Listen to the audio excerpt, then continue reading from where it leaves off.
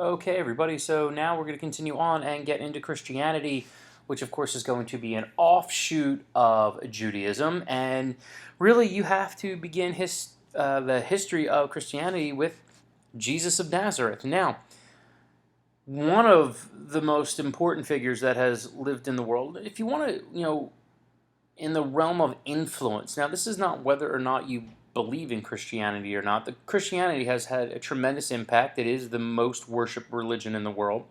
And so the guy that is seen as the founder is a fairly important individual. However, unlike other certain guys, even back around this time, 2,000 years ago, that we have a fairly good amount of information on, we really don't have much, again, historically. Now, I specify historically because, of course, you have the stories of Jesus in the Gospels versus the historical narrative. The Gospels, of course, have tons of stories, tons of information, but history, we don't have much.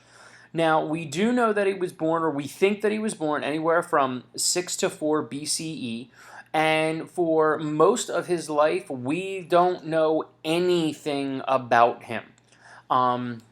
It's really not until the age of 30. And if you actually even contrast that with the biblical narratives, you have much of Jesus as a child and maybe take him up to, like, say, like 11 or 12. And then after that, there's like this gap until he's 30. So for whatever reason, we don't have any information anywhere.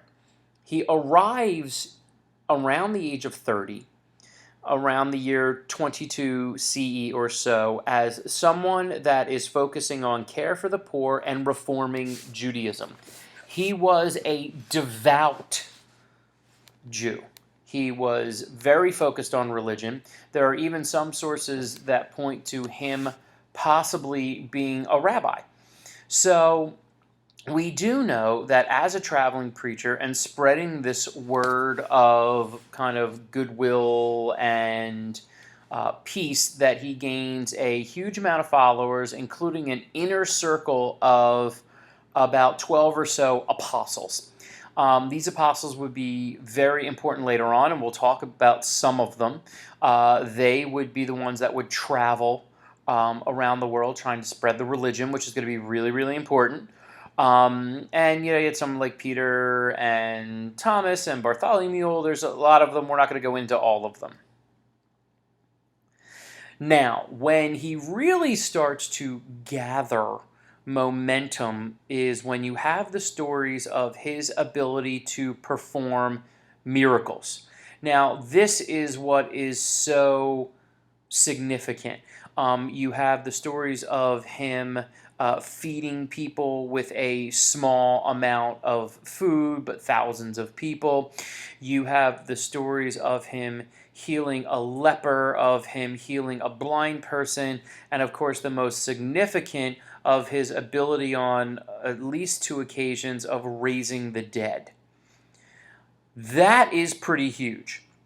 And that is what gathers, in many cases, thousands of followers to him. Now, from the historical records, we know at some point he travels to Jerusalem and is preaching his word as well. He is not seemingly too liked by the higher-ups in Judaism, but again, historical references are a little sketchy here. We do know through Roman records, because Rome did control this area at the time in the year 27, that he was arrested and put on trial specifically for treason. And this is really important because as much of the, I guess, the stress, if you will, or problems between Jewish people and Christians has been, you had a pope in, the Middle Ages somewhere, decided to state that the Jews killed Jesus. Now, when you look at the historical narrative, that's actually not really true. He was arrested by the Romans. He was put to trial by Pontius Pilate, who was the Roman governor of Judea, and he was sentenced to death by Pontius Pilate via crucifixion. And that was all done by the Romans, and so it's really important to understand that. Now, at this point, the religion could basically fall apart because, remember, for the most part, all of these men were Jewish and they just had some different, outlooks on Judaism. Now, after the death of Jesus, you have his apostles. Now, many of his apostles went into hiding. Most of his apostles would eventually be killed, but that's going to be later on. They decide to keep preaching, but in relative quiet to other Jews. For the most part, most of the apostles, from what we can gather historically and biblically, wanted to keep everything within Judaism. And that would change with Paul. Aside from Jesus, the most important person that you need to understand in Christianity, and some could even rationalize that he's the founder of Christianity, is the Apostle Paul. Now, Paul did not follow Jesus early on. In fact, he was supposedly known to persecute early Christians. And then he had an episode, biblically, according to this, that he fell off his horse or donkey, depends on the translation, when he was traveling to the city of Damascus in Syria, and hit his head and had a vision of Jesus. And from that point, he converted. From what we do know, Paul traveled to Jerusalem, where he sought out the disciples and looked to become one of them. Now, Paul is really important for two main reasons now. One, it was Paul that really pushed forth the idea that they needed to spread this religion to not only Jews, but Gentiles, non-Jewish people. Now, this is crucial to understand because this is why Christianity is the number one religion in the world. It is a religion in which the people actively look to spread it.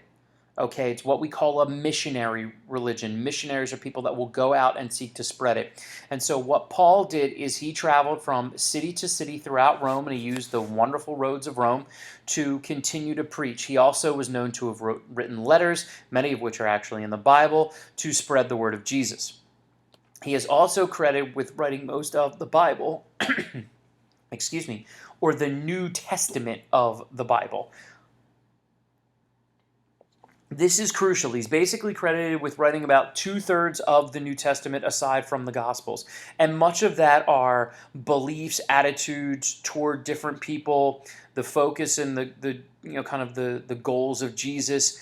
And so if Jesus is number one, which you don't have Christianity without Jesus, Paul is undoubtedly number two. And then the other main apostle that we'll talk about later is Peter, who becomes the first pope, or the guy that kind of runs the religion. Now, Christianity, excuse me again, Christianity today is made up of lots of different sects or divisions, okay? But when it was originally founded, it was just one, and the guy in charge of it was the pope, and that would be Peter as the first one. Now, what's important then became the spread of Christianity. I already mentioned this with the role of missionaries and martyrs, or missionaries, that their job was to spread the religion all over the place. The second group of people that actually really gained attention were martyrs. Early on, and this goes back to Jesus himself, Christians were a hunted group of people. Because of their belief in one singular God, much like the Jews, they were seen as someone who could be a threat to the power of the Roman emperor. Okay, we already talked about what happened to Israel, that was destroyed and its people scattered. But so what you end up happening is that it became common, I guess, process, if you will, to kill Christians, especially those that were trying to spread the religion. And so what you had were this group of martyrs. A martyr is someone that dies for their faith. It doesn't matter what it's a faith in, but their faith or beliefs. And what ends up happening is that the martyrs start to draw more attention. People want to know, okay, all these people are dying for something, and all they have to do is not believe it anymore and they'll live, but they choose to die anyway. The most famous of which being St. Stephen, who was martyred in Alexandria, which people think is the first martyr. Now, that would continue to spread with these missionaries and martyrs until finally the Emperor Constantine in the year 313 CE was kind of converted to Christianity, but he made Christianity legal. Prior to that in Rome, it was illegal. People were discriminated, and this is what allows for the boom. Now, we're going to talk about more of the spread of Christianity actually in Europe and other particular areas, but this is the key moment. So you have one, it begins with Jesus. He's the guy that has the base message. Then you have Paul, who actively spreads it out, and Peter, who's going to be important for organizational purposes. Then the apostles go. Now we add in all these missionaries and martyrs until finally, arguably one of the most powerful men in the world, Constantine, as the emperor of Rome, legalizes Christianity, and then just it's good to go. And it hasn't stopped. Again, over somewhere near 1.8 to 2 billion Christians in the world, and all started from this little tiny, offshoot of Judaism that was able to spread and grow to extraordinary heights. Now, a couple other things I want you to know are holy spots of that you need to know for Christianity. Of course, Judaism, we have the West Wall. For Christianity, I have a few here. One of the main ones, if not the main one, is the Church of the Holy Sepulchre. This is considered to be the place on the Skull Mount, or Golgotha, as I have up here, which is the site of the crucifixion of Jesus. Now, historically, I can't tell you if this is 100% the site, but it's probably close. The Romans, when they crucified people, did tend to crucify them on higher areas. This was an area that we believe that it happened. So now this spot is a chapel that is right above the believed spot. Again, I can't tell you that for 100%. But that's the number one. The number two is the Church of the Nativity, which is in Bethlehem, which is believed to be the spot where Jesus was born. This is a little sketchier. I mean, we do know where Bethlehem is, so we do have the city that we believe historically where Jesus was born in, but we can't really point to a spot. And the other most important spot for Catholics, which are the largest group of Christians, was St. Peter's Basilica. This is where St. Peter himself died and is supposed to be buried. And this is also where the Catholic Pope operates out of. And that is the interior. Okay, so we have our history of Christianity. We're going to get more into that as we talk in class. And make sure you get your notes and comments, and we'll see you guys soon.